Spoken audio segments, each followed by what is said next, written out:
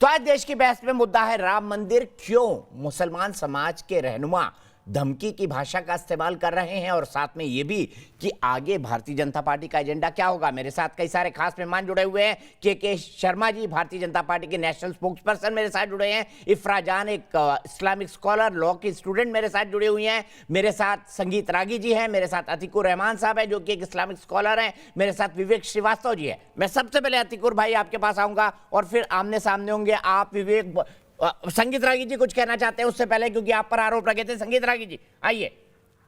बस दो बातें मैं कहना चाहता हूँ। पहली बात, मैंने वही कहा है जो तथ्य किताबों में लिखा हुआ है, जो पब्लिक डोमेन में है, कि प्रोफेट ने जब मदीना से मक्का गए तो एक ही दिन में 360 वहां के पैगन से उसको तोड़ दिया। दूसरी बात मैंने कहा, इस्लाम की इसी व्याख्या ने आतंकवाद पैदा किया है और वो कुरान की ही व्याख्या से पैदा करते हैं। आयत 8 सूरा 39, make a war on unbelievers till Allah religion rain supreme. Son of America, Islamic terrorism America की क्रिएशन है। पैगन अगेन जा करके तेल की राजनीति के लिए अमेरिका ने तालिबान बनाया। वही अमेरिका जिसके तुम दलाल हो, वो अमेरिका जिसके आगे प्रधानमंत्री नतमस्तक होते हैं, हत्या करो। उसने क्रिएट किया इस्लामिक तालिबान। इराक को खत्म किया, अफगानिस्तान को खत्म किया, तेल के लिए कुवैत, सीरिया, हर जगह इंटरफेरेंस करा। तुम्हारा आका आरएसएस का, यूनाइटेड स्टेट्स ऑफ अमेरिका, उसने क्रिएट किया इस्लामिक टेररिज्म। ये तथ्य हैं जो तुम्हें मालूम नहीं है। विवेक भाई एक मिनट आऊंगा आपके पास। संगीत रागी जी, मेरा रिलीजन नहीं, ये यहाँ पे हेट्रेड मत प्रीच करवाइए आप। ये नफरत की राजनीति नेशनल टीवी में मत करवाइए। ज्ञान नहीं है इस आदमी को। मूर्ति भंजन इस्लामिक टेररिज्म का पता है ना तालिबान का।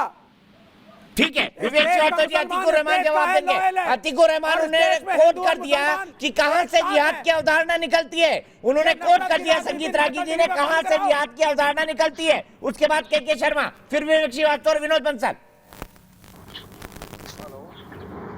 दलितों पे अत्याचार की बात करिए। संगीत रागी जी इल्जाम लगाना नहीं बात करता। हर धर्म में कमियां हैं। हिंदू धर्म में जातिवाद है, जाति के नाम पे दलितों के ऊपर अत्याचार हुए। क्या मतलब है इसका? तो क्या हम बैठ करके अपने अपने धर्मों के खिलाफ उल्टा सीधा बोलेंगे?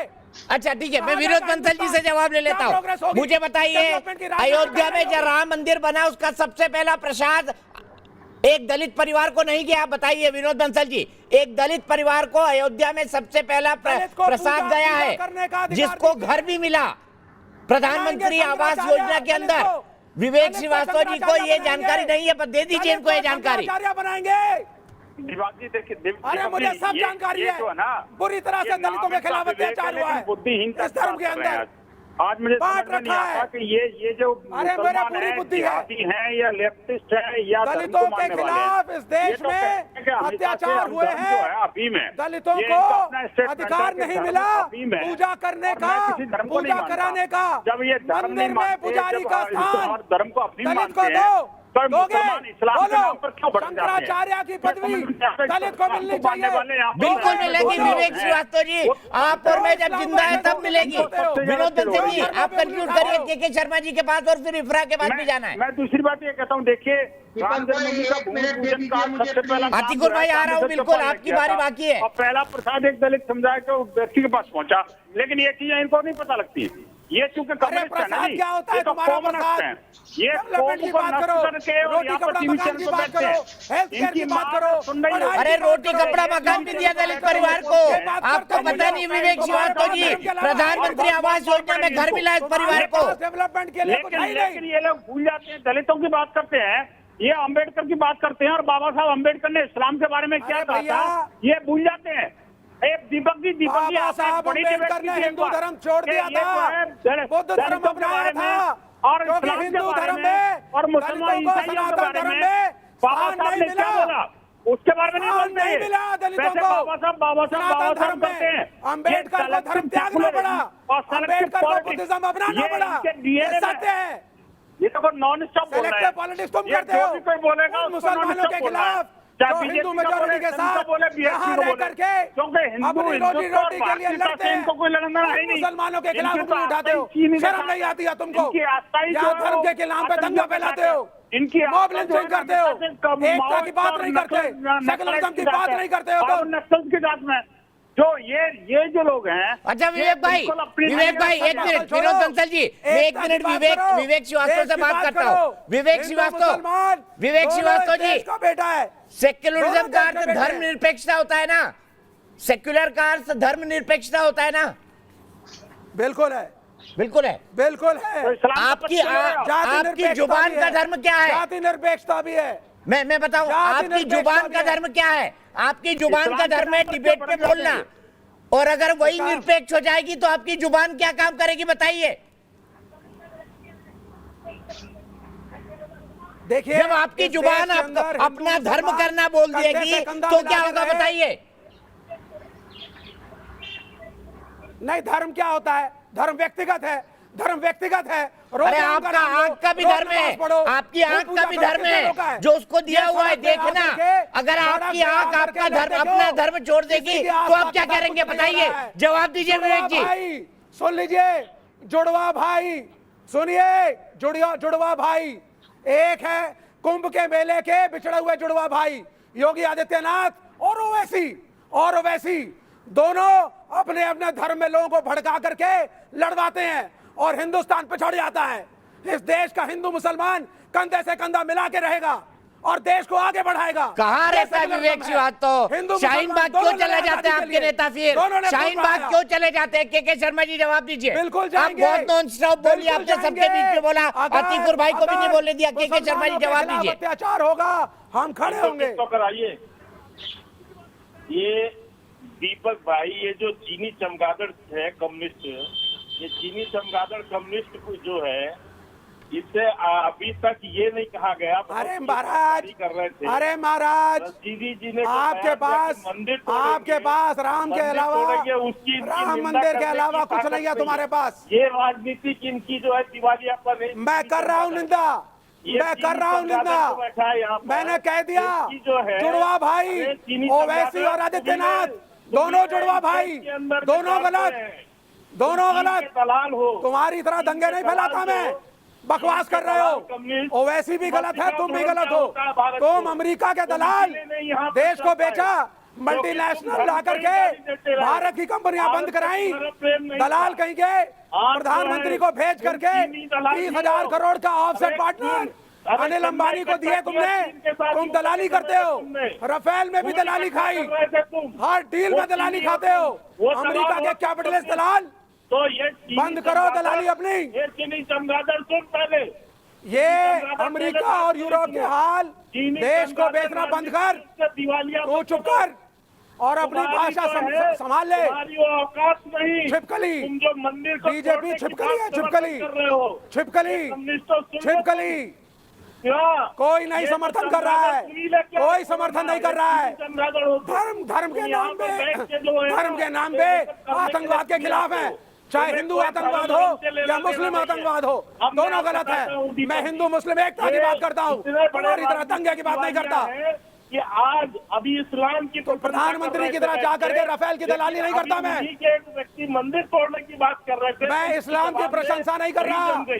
धर्म के नाम पे दंगे मत फैलाओ, किसी धर्म विशेष के खिलाफ उंगली मत उठाओ। इस देश में सब अच्छा विवेक भाई, गले में दर्द हो जाएगा, स्ट्रेप्सिल लीजिए आप, स्ट्रेप्सिल गोली। के शर्मा जी, राजनीति जो है ना अब रोड पर खड़ी है, ये कहीं के नहीं बचे हैं, इसलिए तकलीफ है। अरे तुम जाके भीख मांगो, राम के नाम पे कटोरा लो और वोट मांगो। अरे अभी आप इनके आय का हिसाब मांग रहे थे, अभी आप इनको भीख मांगने का कह रहे हैं। किस कैटेगरी में रखते हैं ये तो पता कर लीजिए। विवेक श्रीवास्तव जी अभी आप इनके चंदे का हिसाब मांग रहे थे, अब इनको कह रहे हैं भीख मांगो। लोगों की भावनाओं से खेलो। भिकमंदा कम्युनिस्टों, तुम्हें भिकमंदा बना दिया हमने। धर्म के नाम पे भिक्षा मांगो और दलाली खाओ अमेरिका की। सर धर्म के नाम पर भिक्षा तो साईं बाबा भी मांगा करते थे, बुद्ध भी मांगा करते थे, भगवान बुद्ध। Culture zero. सीधे चलता हूँ अतीकुर रहमान साहब के पास। विवेक भाई आपसे रिक्वेस्ट है प्लीज थोड़ा ऑडियो कम रखे। अतीकुर रहमान और संगीत राग और फिर इफ्रा। अतीकुर भाई जी देखिए, संगीत रागी जी ने जो सवाल उठाया, संगीत रागी जी, ज्ञान बहुत अच्छी चीज है, लेकिन आधा अधूरा ज्ञान बहुत खतरनाक होता है। आपने कहा कि प्रोफेट मोहम्मद जब मदीना से मक्का आए तो उन्होंने 365 बुतों को गिराया। बिल्कुल सही बात है दीपक जी, और ये जानने की जरूरत बहुत है कि उस वक्त में खाने काबा में जो 360 बुत रखे थे, वो 500 बरस से वो बुत थे जिनकी ट्राइब, जिनके लोग आपस में युद्ध किया करते थे, बरसों बरस का युद्ध चलता था। अब मदीना के अंदर जब प्रोफेट मोहम्मद ने अपनी सरकार बनाई, उसके बाद में पूरे मक्का के लोगों ने आपके हाथ में बैठ किया और सारे के सारे कन्वर्ट हो गए, मुसलमान बन गए। उसके बाद में ये बुत जो खाने काबा में रखे थे दीपक भाई, इनकी कोई जरूरत नहीं थी, क्योंकि ये बुतों के नाम पे इनके ट्राइबल वॉर्स चलते थे। हमारे हिंदुस्तान के जो बुत, संगीत रागी जी आप ही के पास आऊंगा, इसके बाद आपको जवाब देना है। ये आपस में युद्ध नहीं किया करते हैं संगीत रागी जी। आप इस तरह का आधा अधूरा बयान नेशनल टेलीविजन में बयान करना बंद करें। संगीत रागी जी जवाब। दीपक भाई, वो आपस में लड़ाई करते हैं। दीपक भाई, ये मेरा आधा अधूरा ज्ञान है, इनके कहने से मैं मान लेता हूँ। अरे लेकिन देवबंद पाकिस्तान जिस इस्लाम की व्याख्या करता है, मौदूदी जिसकी व्याख्या करता है, वो तो गलत नहीं है। उन्होंने तो 125 से ज्यादा किताबें लिखी हैं। जो भारत के अंदर जिन्होंने 150 किताबें लिखी, जिनको आप मसीहा कहते हैं, जिन्होंने अहमद शाह अब्दाली को इनवाइट किया ताकि औरंगजेब के बाद भारत के अंदर जो है वो सिख और जाट जो है वो शासन में आ जाएंगे, इस डर से काफिर सत्ता में आ जाएंगे। उन्होंने तो गलत व्याख्या नहीं किया है। अरे आप उनको समझाइए ना, जो तालिबान। अतिक भाई सुन लीजिए उनकी भी बात प्लीज, उन्होंने आपकी बात सुनी। अतिक भाई सुन लीजिए उनकी बात। नक्शो कदम पे चलना आप बंद करो। भाई ये बताओ कि काफिरों का कत्ल करने का बयान कुरान में है या नहीं है? अनबिलीवर जो इस्लाम में करता है, जो आइडियोलॉजी करता है, मैंने आज कर दी है। आप क्या डिसबिलीवर हो? आप संगीत रागी जी डिसबिलीवर हो क्या? Create a war on disbelievers. यदि ये ऐसा कुरान, ये कुरान के अल्फाज हैं। Create a war on disbelievers. खड़े हो गए होते। डिसबिलीवर हो क्या? आप ये मुस्लिम ब्रदर हो तो अरे दीपक जी पूछिए, क्या इनका कोई धर्म नहीं है? ये बताओ कि ये डिसबिलीवर है क्या? एक ऐसा धर्म है create a war on disbelievers. दूसरों धर्मों के खिलाफ की बात करते हैं। ये सब मैं नहीं कर रहा। चलिए आतिकुर रहमान और संगीत रागी जी, आपकी 1-to-1 बहस कराऊंगा, लेकिन इफ्रा जान सीधे मैं आपके पास आता हूं। इफ्रा मुझे बताइए, मुसलमान समाज पूरा ये कहता था कि सुप्रीम कोर्ट जो भी फैसला दे, हम तो संविधान को मानते हैं, हम कानून को मानते हैं, सुप्रीम कोर्ट जो भी फैसला देगा उसको हम स्वीकारेंगे। अब क्यों नहीं स्वीकार रहे भाई? अब क्यों पेट में दर्द हो रहा है जब मंदिर बन रहा है? पहले तो मुझे समझ नहीं आ रहा है किसके पेट में दर्द हो रहा है। क्या आपने कोई प्रोटेस्ट देखा? नहीं था। ओवैसी साहब के पेट में दर्द हो रहा है, मौलाना साजिद रशीदी के पेट में दर्द हो रहा है, all India Muslim personal law board जो उस केस में पार्टी थी उसके पेट में दर्द हो रहा है। बताइए, वो भी धमकी दे रहे हैं कि टर्की में सोफिया मस्जिद बन गई, अयोध्या में भी बन जाएगी बाबरी मस्जिद। साजिद जी, अब जी 20 करोड़ मुसलमानों में एक मुसलमान ने बोला कि हम ये तोड़ेंगे, और वो एक मुसलमान भी वो अरे all India Muslim personal law board मुसलमानों का प्रतिनिधित्व करता है या नहीं, बता दीजिए। जो 20 करोड़ मुसलमानों में से आपने एक मुसलमान की बात उठा दी। All India Muslim personal law board मुसलमानों की ऑर्गेनाइजेशन है या नहीं? सबसे बड़ी ऑर्गेनाइजेशन, जवाब दीजिए इसका। उसका ट्वीट पढ़ा आपने? हजारों मुसलमान, जी बोलने दीजिए। AIPBM हजारों मुसलमान ऑर्गेनाइजेशन में से एक मुस्लिम ऑर्गेनाइजेशन है, उसको भी क्या किसी मुसलमान ने इलेक्ट किया है? नहीं किया है। तो क्यों परेशानी हो रही है? दूसरी बात, ये बार बार कम्युनिस्टों को चाइनीज चमगादड़ बोलते हैं। सवाल ये है कि भगत सिंह भी अपने आप को कॉमरेड कहा करते थे। ये अनपढ़ लोग ये तो भगत सिंह को भी चाइनीज कम्युनिस्ट कहेंगे।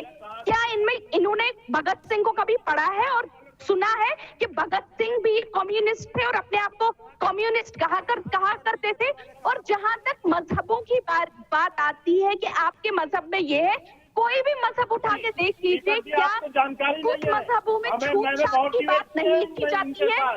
साफ यही साफ नहीं कश्मीर में लिखी खून गई बहाने की है, वो बात छूट किया छाट ठीक है कहाँ इफ्रा, से है? आपने कंक्लूड किया, के शर्मा जी जवाब देंगे। इफ्रा, के शर्मा जी। ये कहीं के स्कॉलर नहीं है, ये सब कम्युनिस्ट से बैठे हुए हैं, ये सब टुकड़े टुकड़े गैंग के लोग हैं। इनको आप इस गलत परिचय मत दीजिए इनका। भगत सिंह अपने आप को कॉमरेड कहा करते थे, वो अरे कम्युनिस्ट टुकड़े थे। गैंग के लोग उनकी लिखे हुए काम को पढ़े हो कभी? नहीं पढ़े हो ना, क्योंकि तुम लोग सिर्फ मारकाट में लगे हो। ठीक है, मुझे अफसोस, मेरे पास आज वक्त इतना ही है। के शर्मा जी, इफ्रा, संगीत रागी जी, अतिकुर भाई, विनोद बंसल जी और विवेक श्रीवास्तव जी, आप सबका बहुत बहुत शुक्रिया। लेकिन संगीत रागी जी और अतिकुर रहमान, आपकी डिबेट बाकी है। एक दिन आप दोनों का सेशन कराऊंगा और अच्छे से पढ़ लिख कर मैं भी आऊंगा, आप भी आइएगा। लेकिन हम बता दें कि हमारे पोल का रिजल्ट क्या कहता है। 370 और राम मंदिर के बीच क्या के बाद अब क्या यूनिफॉर्म सिविल कोड और देश की बहस में 80% लोग कहते, 98% लोग कहते हैं हाँ। तो आप समझ सकते हैं सरकार का अगला एजेंडा क्या होने वाला है। हम फिलहाल एक ब्रेक।